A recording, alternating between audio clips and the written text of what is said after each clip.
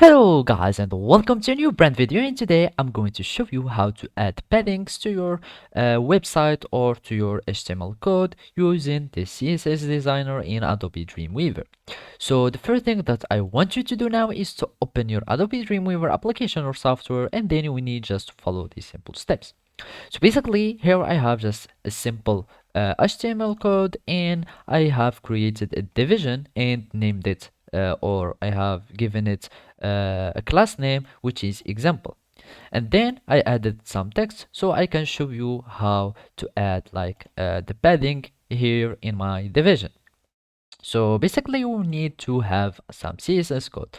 So as you can see here, I have already created the CSS file using the CSS designer by creating a source or a CSS file by clicking here and create a new CSS file, and it will create you automatically this link or yes, this link between the CSS file and the HTML file.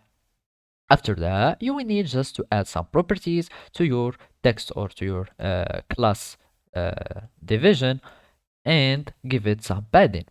So basically, you will need to click to CSS designer, and you will add to your selector, and you will search for your division, and you will have it here added here.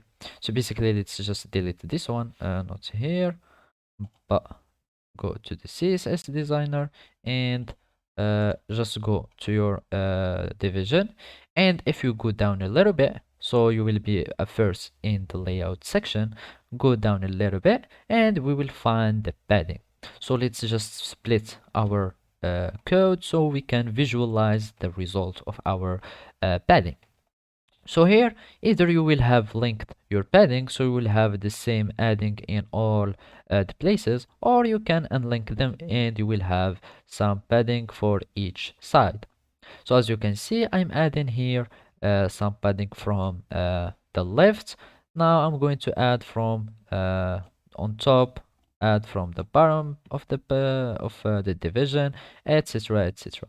So all you need to do is to add either a value or start scrolling by holding click on the value, and you will start scrolling left or right, depends on however you want your value to be. After that, you will need just to click or close the CSS designer, and you will have automatically applied these properties into your website as you have seen. So basically this is how you can do it. Thank you for watching and see you next time.